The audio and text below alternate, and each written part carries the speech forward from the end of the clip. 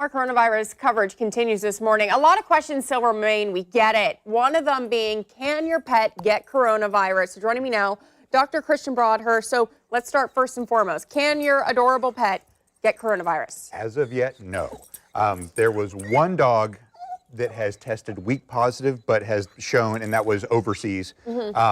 Our local reference lab, IDEX, has been testing thousands and thousands of blood samples. Not a single one has come positive for COVID-19. So the short answer is no, your dog cannot contract or give you coronavirus. I think we should mention who's in the room with us this morning, because she really wants to be known. She's very loud. Hi, Sarah. So this is Sarah. She is actually in need of a home. So if you need a quarantine buddy. Friend. Yeah, exactly. A quarantine friend. I will say the only people probably happy about this quarantine right now are these animals who get to stay home with their owners. My people are home. It's so great for them. Home.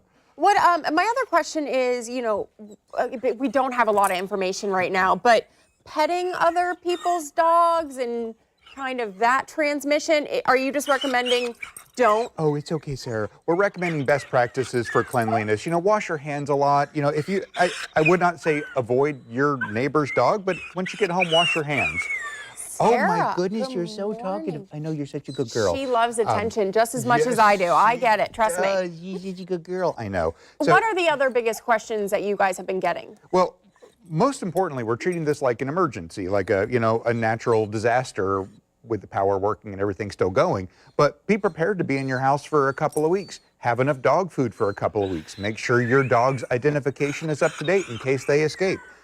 Most animal controls are probably not going to be picking up stray dogs. So if your dog gets loose and wanders up to someone's house, it's good to be able to have identification on them so they can make it back to you.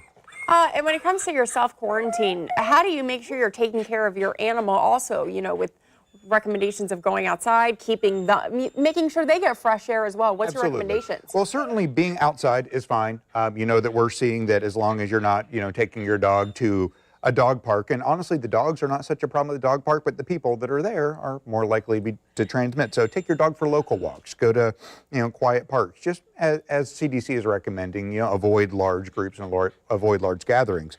But it doesn't mean you have to stay inside. In fact, sunlight is, pretty good medicine for most viruses out there. And for most people. And for most people. Very needed. Final takeaways.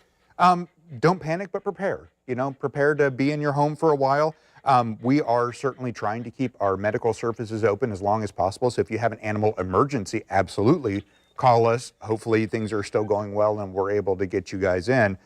For most non-emergency, for most elective procedures, vaccines or spays and neuters, we're recommending, if at all possible, to postpone those and save the medical capacity for the emergency cases. Yeah, and if you do have a pet and there is an emergency, don't be concerned because you guys are taking proactive measures to make sure you can stay open. Absolutely, yep. We are wearing PPE. We're talking about, we're obviously reinforcing hand washing, trying to keep people out of the lobby, and depending on what happens in the near future, we'll take whatever measures are necessary to stay open as much as we can. We thank you very much for everything. Dr. Christian Broadhurst and Sarah. Sarah just wants attention. She does. She's a very cute little beagly girl. All right. We'll be right back.